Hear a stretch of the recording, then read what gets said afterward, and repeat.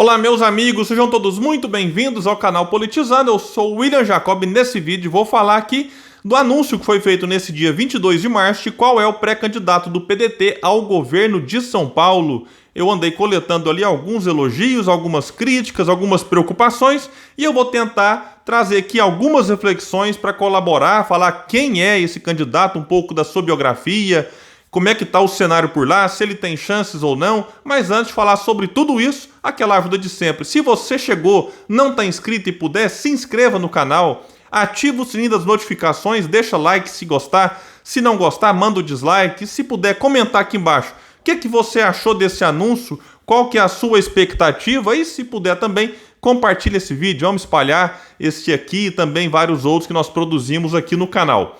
Pessoal, Antônio Neto, que é o presidente do PDT na capital de São Paulo, anunciou nas suas redes sociais: o PDT terá candidatura própria ao governo de São Paulo. Vamos levar junto com Ciro Gomes os avanços na educação, na saúde das nossas crianças, na segurança pública e na gestão eficiente para os 4 cantos do estado. A mudança em São Paulo começou. Lupe, que é o presidente nacional do partido e também lá no estado, publicou o seguinte: filiamos agora o ex-prefeito de Santana do Parnaíba, Elvis César, jovem e exitoso prefeito, e o convidamos para ser nosso candidato a governador de São Paulo. E o Elvis postou lá no seu Twitter, ele chegou chegando, como o pessoal brincou: serei o candidato do PDT ao governo de São Paulo. O paulista terá a opção sim. É Ciro Gomes presidente e Elvis no governo. Hashtag Ciro presidente. Me disseram que aqui, em outro tweet, que aqui é onde a turma boa reina. É verdade mesmo?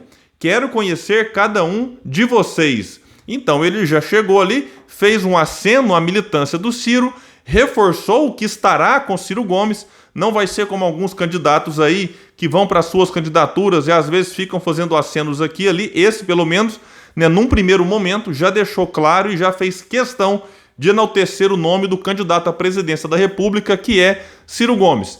Quem é, então, Elvis César? Eu vou deixar link aqui de uma matéria feita pelo site Brasil Independente e eu peguei aqui as principais informações.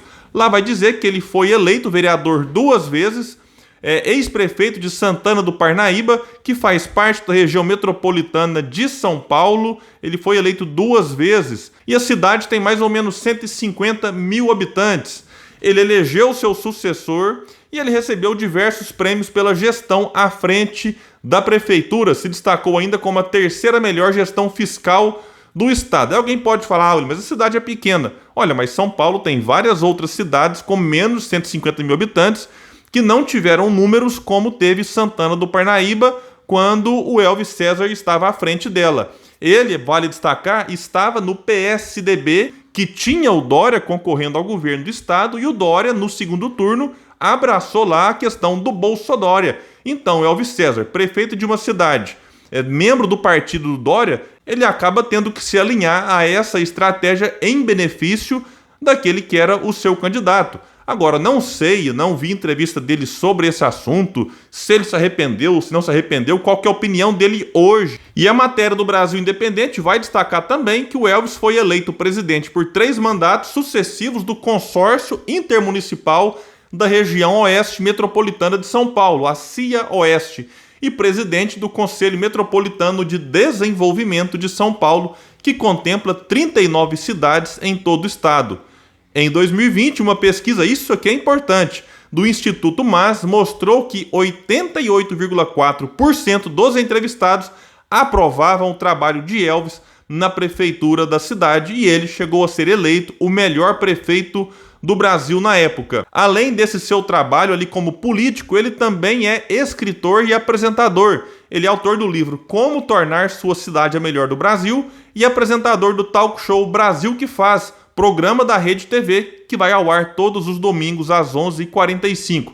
Na atração, vai destacar a matéria, o pedetista entrevista personalidades do mundo empresarial, artístico e político. E isso ajudou também a ter proximidade com várias pessoas desses meios.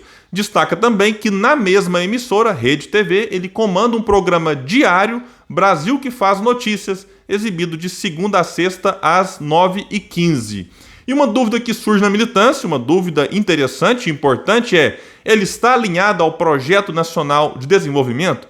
Sinceramente, não sei. Eu vou passar a acompanhar as suas entrevistas daqui para frente, mas uma coisa é certa, ele tem resultado para mostrar na campanha, coisa que nem todos terão. E a Folha de São Paulo, que fez uma matéria sobre essa filiação e também candidatura dele pelo PDT, disse o seguinte: o partido deve destacar índices de segurança e de educação de sua gestão à frente de Santana de Parnaíba entre 2014 e 2021.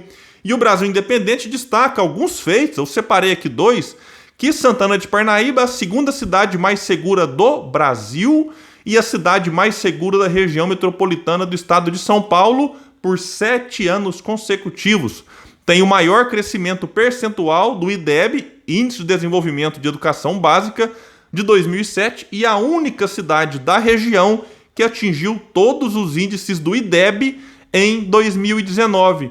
William, ele tem chance de ser eleito?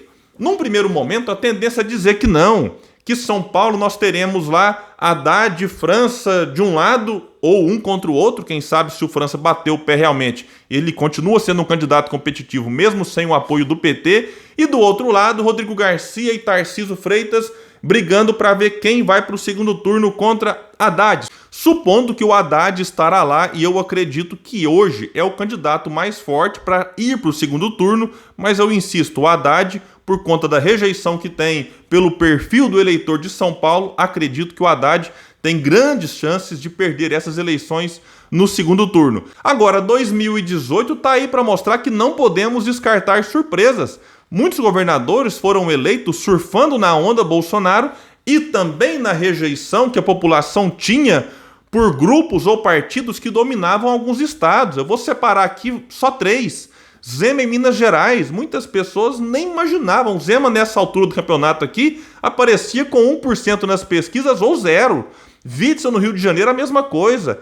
Ibanez, Distrito Federal e muitos outros estados, nomes que ninguém dava nada por eles. Não estou aqui falando da qualidade do governo, nem de como eles, enfim, chegaram lá. Estou apenas constatando nomes que não eram considerados favoritos, como o Elvis não é nesse momento, e que por conta desse sentimento da população de alguns estados e também por conta do candidato à presidência, em que eles acabaram se agarrando alguns pouquíssimos dias antes das eleições, como foi o caso de Romeu Zema, outros já com maior antecedência. Então, meus amigos, na política nada é impossível, mas a realidade agora é que o Elvis não está entre os favoritos. Só que veja um detalhe importante, ele acertou na sua chegada quando abraçou a candidatura do Ciro e também a militância, porque se a onda Ciro vier como essa alternativa contra esse segundo turno que nós teríamos se as eleições fossem hoje, que eu considero um segundo turno desastroso para o país entre Lula e Bolsonaro. Então, se a onda Ciro vier, o Elvis, colado com o Ciro, pode se aproveitar disso e, enfim, fortalecer o seu nome para tentar chegar ao segundo turno por lá. Por que não? A eleição em São Paulo, nesse ano, pode ser bastante fragmentada, como foi para a prefeitura em 2020, quando tivemos vários candidatos competitivos e o Boulos foi para o segundo turno também, enfim, superando muitas dúvidas e muitos questionamentos com pouco mais de 20%. Então, nesse ano você tem ali, insisto, o Haddad, o Márcio França, vai ou não vai? Você tem o Tarcísio Freitas, que deve crescer nas pesquisas com apoio de Bolsonaro. Rodrigo Garcia, se o Dória de fato renunciar, ele senta na cadeira do governo e com a máquina na mão, pode ser que ele cresça mais nas pesquisas, embolando tudo. Você tem a Renata Abreu, que é do Podemos, que pode crescer um pouco nas pesquisas com apoio de Sérgio Moro, se é que o Sérgio Moro vai até o fim com a sua candidatura e se é também que a Renata Abreu vai ser candidata. O PSD de Gilberto Kassab é alguém que se articula muito bem, tá falando no nome, não é oficial ainda, do Felício. Então, meus amigos, tudo pode acontecer. Inclusive, não falei com ninguém do partido, que eu vou falar aqui é aquilo que acontece na política. Do Elvis não ir até o fim e, eventualmente, o PDT costurar uma aliança com outro partido e o Elvis entrar como vice, isso faz parte. No PDT, em outros partidos, pode acontecer em São Paulo ou em qualquer outro estado. Então, eu acho super importante que o partido tenha um nome colocado, porque o Ciro não pode ficar na mão daqueles que eventualmente nem candidatos serão. Muita gente fala, mas não seria melhor o Márcio França? Do ponto de vista eleitoral, olhando para as pesquisas hoje, sim. Mas o França vai ser candidato mesmo? Ele vai até o fim?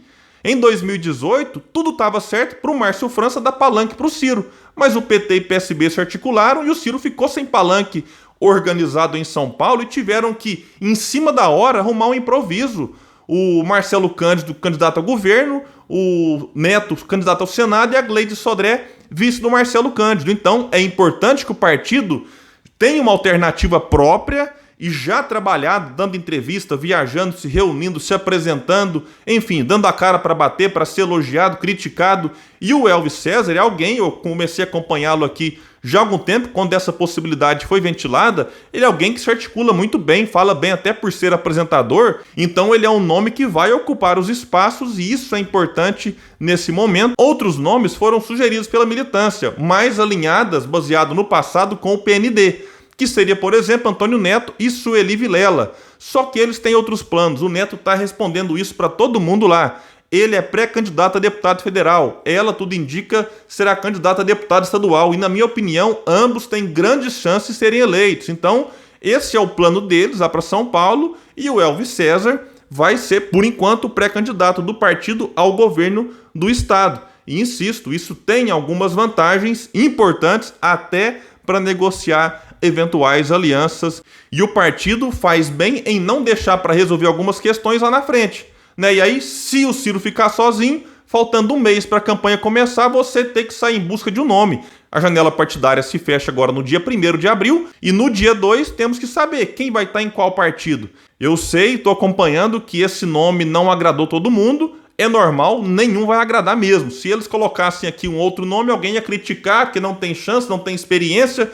Então, o Elvis César, insisto, vou passar a acompanhar para saber o que ele vai defender, qual que é o tipo de projeto para o Estado. Mas na campanha, nos debates, nas entrevistas, ele tem resultados para mostrar, insisto, algo que outros não terão. E isso acaba sendo também uma vantagem. E ele tem um perfil também que pode agradar o eleitor de São Paulo. Meus amigos, então é isso. Deixa no comentário aqui o que vocês acharam desse nome. Gostaram, não gostaram ou não sabem ainda? Vão preferir esperar para avaliar mais na frente. Eu fico por aqui e até o próximo vídeo no canal Politizando.